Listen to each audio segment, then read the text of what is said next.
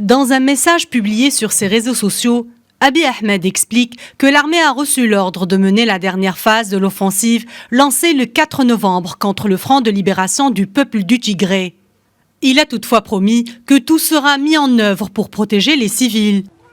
Les appels à la médiation et à la protection des populations civiles se font de plus en plus pressants. Selon un rapport d'Amnesty International, environ 600 civils ont été massacrés le 9 novembre dernier dans la localité de Maïkadra, au sud-ouest de la province du Tigré.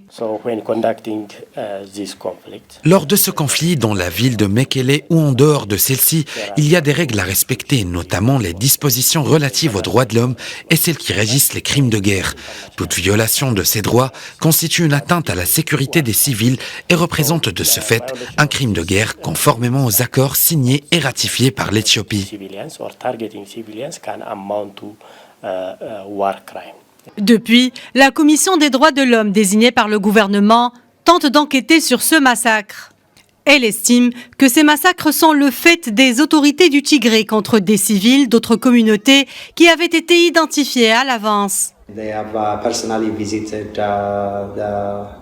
Nous avons visité les lieux du crime et nous avons pu avoir des détails sur ce qui a pu se passer directement à travers le témoignage des victimes et de leurs familles. De leur côté, certains Tigréens qui ont fui la ville accusent les forces pro-gouvernementales d'être responsables de ces massacres. Les Nations Unies et plusieurs organisations des droits de l'homme appellent à une enquête impartiale. Mais la coupure des réseaux de communication et les restrictions de déplacement bloquent pour l'heure ces investigations. Abiy Ahmed, qui, je vous le rappelle, justifie l'envoi de l'armée au Tigré en accusant le TPLF d'avoir attaqué deux bases de l'armée fédérale dans la région, ce que nient les autorités tigréennes. On écoute à ce sujet le géopolitologue Pascal Boniface, directeur de l'IRIS à Paris. Il était au micro de nos confrères de Radio Méditerranée Internationale.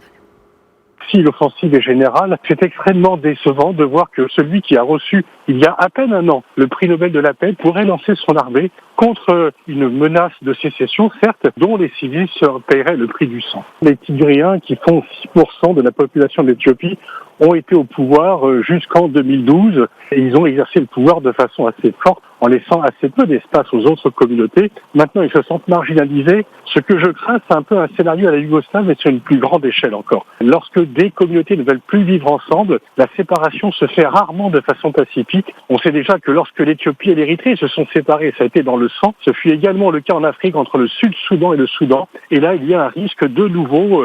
Espérons qu'il n'y ait pas un nouveau Biafra, cette guerre terrible en 67 au Nigeria. Et là, la volonté de ne pas laisser d'espace aux Tigréens, la volonté des Tigréens aussi de ne pas non plus négocier avec le pouvoir central, donne à penser qu'on se dirige vers le pire.